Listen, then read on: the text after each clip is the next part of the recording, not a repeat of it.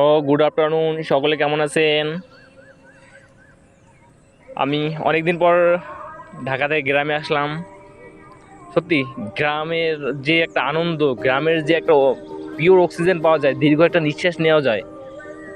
কিন্তু ঢাকা শহরে দীর্ঘ একটা নিঃশ্বাস নেওয়া যায়, দীর্ঘ একটা নিঃশ্বাস নিলে কেমন যেন মনে হয় ধুলাবালি আসে নাকের মধ্যে, জ্বর হয়। আর গ্রামে এসে একটা দীর্ঘ নিঃশ্বাস নিলে মনে হয় যে পিওর অক্সিজেন পাচ্ছি। অত্যন্ত প্রশান্তি, অত্যন্ত ঠান্ডা আবহাওয়া, কত সুন্দর প্রকৃতি, দেশের যে মায়া, দেশের যে মমতা, বিশেষ করে গ্রামের, অতুলনীয় সত্যি।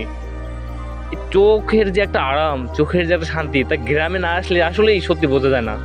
এই যে আমার গ্রামের সবচেয়ে একটি পছন্দের জায়গা, এই জায়গাটিতে আমি এসে মাঝে মাঝে যেখানেই থাকি না কেন, যেখানে থাকি না কেন, এখানে এই জায়গাটা, এই যে টুপি মাথা দেখতে পাচ্ছেন যে ছেলেটা বসা, এই টুপি মাথা এখানেই জাস্ট আমি সপ্তাহে 2 থেকে 3 দিন, মাঝে মাঝে যখন মন খারাপ থাকুক কিংবা ভালো থাকুক, এই জায়গাটিতে আমি এসে বসতাম। এখানে বসে সময় কাটাতাম বিকেলবেলা। একা একা আসতাম, মাঝে মাঝে অনেকে বন্ধু বান্ধব আসতো। যাক, এবারও আমি যখন ঢাকা থেকে গ্রামে আসলাম, এখানেই আইসে আর কি, মানে সময় দিলাম, কতক্ষণ বসলাম, প্রকৃতি দেখলাম। প্রকৃতি একটা দেখার যে একটা চোখের যে আরাম, চোখের যে একটা মানে, প্রকৃতি সত্যি চোখই বৃদ্ধি করে। পানি, চোখের যত একটা আরাম। এবছর এই যে ড্রেনটা দেখতে পাচ্ছেন, এই ড্রেনে আমাদের বোরো ধানের জন্য এই ড্রেনটা ব্যবহৃত হয় পানি সেচের কাজে। এখানে পানি আসে সরাসরি খাল থেকে মেশিনের মাধ্যমে। প্রতি বছরের ন্যায় এবছরও আমাদের এই গ্রামে, এই ক্ষেতে বোরো ধানের চাষ হয়েছে। এই যে দেখতে পাচ্ছেন, বোরো ধানের চাষ হয়েছে, অত্যন্ত সুন্দর ধান হয়েছে। ধান হবে ইনশাল্লাহ, গাছ ভালোই দেখা যাচ্ছে, অত্যন্ত সুন্দর।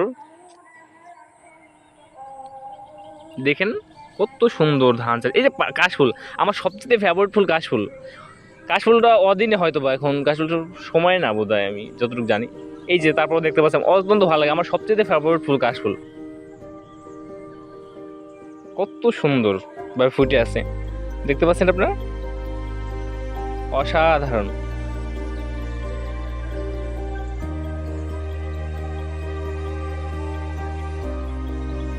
অত্যন্ত সুন্দর। এই ওই পাশটা নাই, এই পাশটা কিছু ফুটে আছে কাশফুল। আমি যে কাশফুল যে পাবো আইছে, আমি ভাবতে পারিনি। আমার সবচেয়ে ফেভারিট ফুল কাশফুল। আর ওই পাশে ধান চাষ, এই যে ধান চাষ দেখুন, ধান চাষ হচ্ছে এই আমাদের যে পাশে খাল আছে, খাল থেকেই এখানে পানির মাধ্যমে, পানি এসে, পানি সেচের মাধ্যমে এখানে ধান চাষ করা হয়, কৃষক ধান চাষ করে।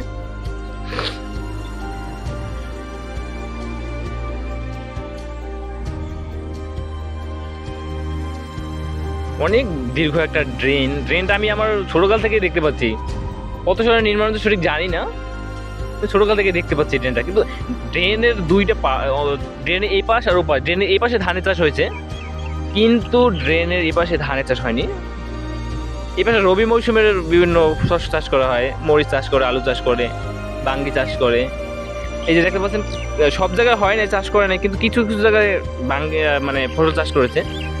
তো দেখা যায় এই যে মাটি খনন করছে, এখানে হয়তো কিছু চাষ করবে কৃষক, এখন পর্যন্ত দেখতে পাচ্ছি না কি চাষ করবে। ওই ওই এইটাতে এই পাশটাতে মরিচ চাষ করছে, এই পাশে দেখলাম কিছু একটা মরিচ চাষ করছে কৃষক, এই যে দেখতে পাচ্ছেন।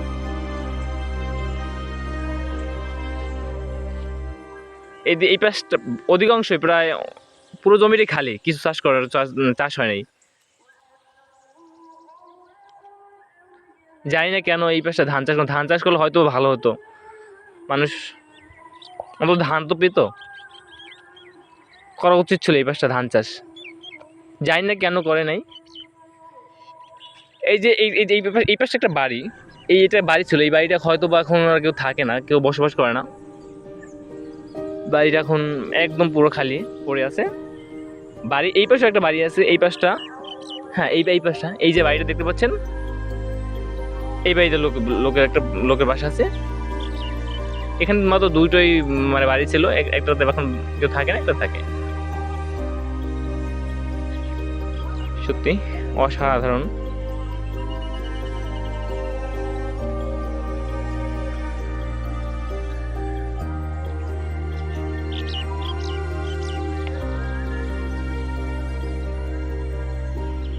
সকলে ভালো থাকবেন। খোদা হাফেজ।